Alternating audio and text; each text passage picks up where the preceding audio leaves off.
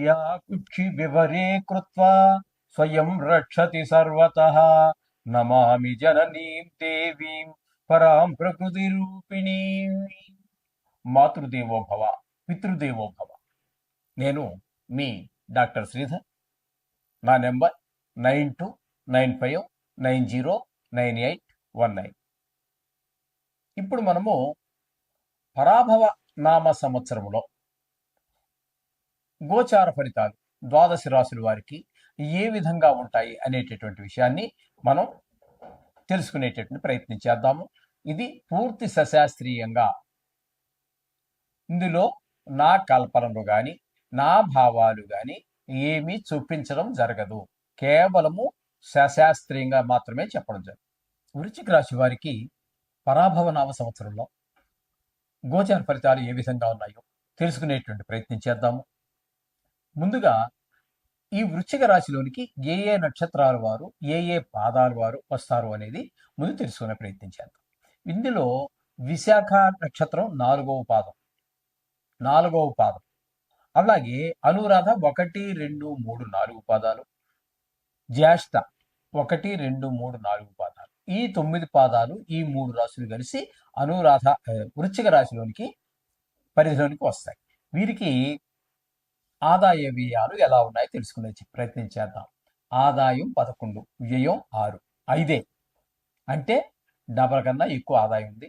వీరు ఆదాయాన్ని జాగ్రత్త చేసుకుంటే, లగ్జరీలు ఇవ్వకుండా ప్రాపర్టీస్ కొనుక్కోవటానికి, అంటే ఇల్లు కానీ స్థలం కానీ లేదా బ్యాంకు అకౌంట్ నిల్వలు పెంచుకోవటం కానీ చేయటానికి భవిష్యత్తు బాగుండడానికి ఒక మంచి అవకాశం. ఓకే, ఇక రాజపూజ్యం గౌరవం 2, అవమానం 6, ఈ విధమైనటువంటి పరిస్థితి కనిపిస్తుంది. ఇక ఈ రాశి వారికి గురుడు 31వ తారీఖు 5వ నెల 2026 వరకు ఇక్కడ మిథున రాశిలో సంచారం చేస్తున్నారు. తదుపరి కర్కాటకంలో సంచారం చేస్తూ ఉన్నారు. భాగ్యస్థానం అవుతుంది. అక్కడ కర్కాటకంలో 31వ తారీఖు 10వ నెల 2026 వరకు అక్కడ సంచారం చేస్తూ ఉన్నారు భాగ్యస్థానంలో. తదుపరి దశమ స్థానం అయినటువంటి సింహంలో ఉండి అక్కడ వక్రగతిని సంచారం చేస్తూ ఉన్నారు. తదుపరి మళ్ళీ కర్కాటకంలోకి వెళ్ళిపోతారు. ఈ విధమైనటువంటి 3 రాశుల్లో గురువు యొక్క సంచారం జరుగుతూ ఉన్నది.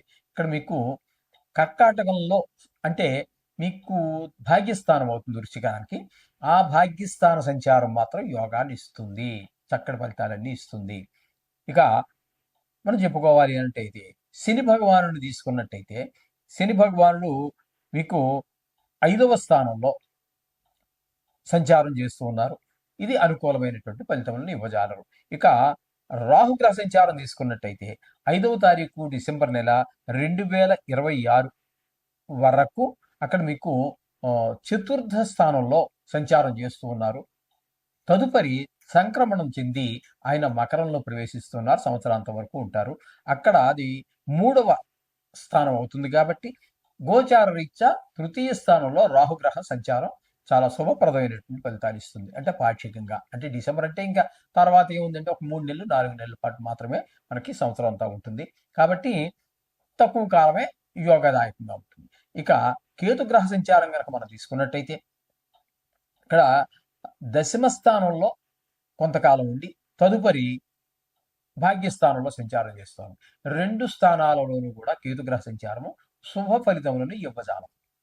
అంచేత ఈ విధమైనటువంటి గ్రహస్థితి కనబడుతోంది. మొత్తంగా కనుక మనం తీసుకున్నట్టయితే ఈ రాశి వారికి గురువు కొంతవరకు అనుకూలము, రాహు కొంతవరకు అనుకూలము, ఈ విధమైనటువంటి పరిస్థితి ఈ రాశి వారికి అన్ని విధాలుగా కూడా యోగదాయకంగా ఉండేటువంటి పరిస్థితి కనిపిస్తోంది. ఇంకా 2-3 రకాలుగా ధనాదాయం చేతికి వచ్చేటటువంటి అవకాశం కూడా ఉన్నదండి. వీరికి స్థిరాస్తిని అభివృద్ధి చేసుకోవచ్చు. అలాగే కొంతమంది నూతన వ్యక్తులు, అధికారులు, వారితోటి మనకి చాలా లాభాలన్నీ కూడా ఉంటూ ఉంటాయి. గౌరవ మర్యాదలకు ఏమీ లోటు ఉండదు. సంతానం అభివృద్ధిలోకి వస్తూ ఉంటుంది. కుటుంబ సౌఖ్యం ఉంటుంది. వాహనం యోగం ఉంటుంది. గృహ ప్రాప్తి ఉంటుంది. లేదా కొత్తగా ఆల్రెడీ మనకు గృహ ప్రాప్తం ఉంటే కూడా, ఒక ఇల్లు ఉంటే కూడా మరొక ఇంటి కట్టడానికి, నిర్మాణం చేసుకోవడానికి ప్రయత్నాలు కూడా చేస్తూ ఉంటాము. ఈ విధమైనటువంటి కోర్టు వ్యవహారాలు ఎవరు ఉన్నట్టయితే వాటిలో కూడా విజయం లభిస్తూ ఉంటుంది. ఈ విధమైన ఫలితాలన్నీ కూడా మనకు వృశ్చిక రాశి వారికి గోచరిస్తూ ఉన్నాయి. ఇక విద్యార్థుల విషయంలోకి వస్తే పరీక్షల్లో తప్పకుండా పాస్ అవుతారు, ర్యాంకులు కూడా పొందగలుగుతారు.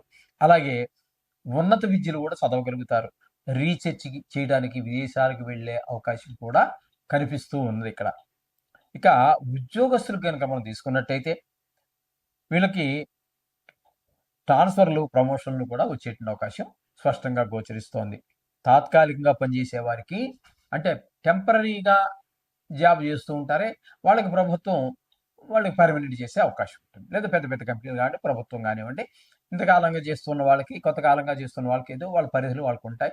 వాళ్ళని స్థిరం ఎప్పుడు ఇంకా అక్కడ పర్మనెంట్గా స్థిరంగా ఉండేటటువంటి అవకాశం కల్పిస్తూ రెగ్యులర్ స్కేల్, అంటే జీతం పర్మనెంట్గా ఉండే వాళ్ళకి ఏ జీతం వస్తుందో గవర్నమెంట్ ప్రకారం ఆ విధంగా వచ్చే అవకాశం కూడా కనిపిస్తూ ఉన్నది ఇక్కడ ఉద్యోగస్తులకి. వ్యవసాయదారులకి పంటలు బాగా పండుతాయి, పండ్ల తోటలు అన్ని బాగా ఉంటాయి, మెట్ట పంటల వారికి కూడా లాభాలు వస్తాయి. మొత్తంగా చెప్పాలి అన్నట్టయితే ఎవ్వరు, అది మెట్ట పంట కావచ్చు, పండ్ల వెట్ట కావచ్చు, ఏదైనా ఎక్కడైనా సరే అన్ని పంటలు వ్యవసాయదారులకు అనుకూలంగా ఉంటాయి. తద్వారా మంచి లాభాలు ఉంటాయి, రుణాలు ఉంటే తీర్చేస్తారు, ఇంకా ఇంకా ఉంటే దాన్ని ధనాన్ని వాళ్ళు డిపాజిట్ చేసుకోవడానికి అవకాశం కూడా ఏర్పడుతూ ఉంది. ఇక వ్యాపారస్తులు కూడా మంచి లాభాలన్నీ వస్తూ ఉంటాయి. అలాగే వీరు చేసే ప్రతి పనిలోనూ కూడా చాలా పెట్టుబడి పెట్టి కొంత స్టాక్ చేసి మళ్ళీ అమ్ముకున్నప్పటికీ కూడా వారికి అనుకూలమైనటువంటి ఫలితాలే సూచిస్తూ ఉన్నాయి. అలాగే కళాకారులు, క్రీడాకారులు, వీళ్ళందరికీ కూడా, చాలా గాయకులు, అట్లాంటి వాళ్ళందరికీ చాలా ప్రోత్సాహకరంగా ఉంటుంది. సినీ నిర్మాతలకు విశేషమైనటువంటి ధనలాభం వచ్చేటువంటి అవకాశం కూడా కనిపిస్తుంది. కాంట్రాక్టర్లకైతే పనులన్నీ కూడా చురుగ్గా చేయడం ద్వారా మంచి పేరు ప్రఖ్యాతులు వస్తాయి, ధనం మిగులుతుంది, బాగా మిగులు చాలా ఎక్కువ కనిపిస్తూ ఉంటుంది ఎప్పటికంటే కూడా. బిల్లులన్నీ సకాలంలో గవర్నమెంట్ రిలీజ్ చేయడం ద్వారా వారు ఆ రుణాలు ఏవైతే తీసుకుని ఉన్నారో ఆ రుణాలు తీర్చేయటం, ఆ ధనాన్ని ఆదాయం చేసుకోవటం, మంచి ఆర్థిక అభివృద్ధి స్పష్టంగా గోచరిస్తూ ఉన్నది కాంట్రాక్టర్లకి. ఇక రాజకీయ నాయకులకైతే మంచి గుర్తింపు ఉంటుంది, గౌరవాభిమానాలు ఉంటాయి, పలుకుబడి పెరుగుతుంది, ప్రజల సమస్యలన్నింటినీ కూడా చాలా యుక్తితో పరిష్కరించగలుగుతారు వీళ్ళందరూ కూడా. ఈ రాశి స్త్రీలకు గనక మనం తీసుకున్నట్టయితే వివాహం అయ్యేటువంటి అవకాశం ఉన్నది. కొంత శ్రమపడినా కూడా అనుకూలమైనటువంటి సంబంధమే కుదురుతుంది. విదేశీ ప్రయాణాలు అనుకూలిస్తాయి వీరందరికీ కూడా. అలాగే ప్రమోషన్తో కూడిన ట్రాన్స్ఫర్లు కూడా జరిగే అవకాశం ఉన్నది. గృహ జీవితానందం అంతా కూడా కావలసినటువంటి ఈ మేరకు వాళ్ళు ఆస్వాదించగలుగుతారు. అన్ని రంగాల్లోనూ కూడా స్త్రీలకు కూడా కలిసి వస్తుందండి. ఈ విధంగా ఉంటుంది ఈ సంవత్సరం అంతా కూడా. అయితే ఈ రాశి వారు ఏమేమి పరిష్కారాలు చేసుకుంటే ఇంకొంచెం మరింత ముందుకు వెళ్ళే అవకాశం ఉంటుంది అని చూసినట్టయితే, ఈ రాశి వారు రాహుకి జపం చేసుకోవాలి. ఎందుకంటే కొంత పాక్షికంగా మాత్రమే అవుతుంది కాబట్టి. ఇక కేతువుని కనుక మనం తీసుకున్నట్టే కేతువు కూడా అనుకూలమైన పరిస్థితి లేదు. కేతువుకి, రాహుకి, అలాగే శనికి కూడా మరి పంచమ స్థానంలో ఉన్నారు కాబట్టి ఆయనకి శనికి కూడా తైలాభిషేకాలు నువ్వులు దానం చేయటం, అలాగే అమ్మవారికి, దుర్గా అమ్మవారు కావచ్చు, వారాహి అమ్మవారు కావచ్చు, లలితాదేవి కావచ్చు, ఇవన్నీ పూజించడం, నవదుర్గా స్తోత్రం, ఇట్లాంటివన్నీ కూడా చేయటం ద్వారా వారు ఈ రాహుకేతువుని ప్రసన్నం చేసుకోవడానికి అవకాశం ఉంటుంది. ఈ తైలాభిషేకాలు, ఇట్లాంటి నువ్వుల దానం, ఇట్లాంటి వాటి ద్వారా శని భగవాను మనం అభిమానాన్ని చూరగొండం అవుతుంది. ఈ విధమైనటువంటి ప్రసన్నం చేసుకోవడానికి అవకాశం ఉంటుంది. ఆ విధంగా చేయండి, సర్వశుభాలు పొందండి. శుభం భూయాత్.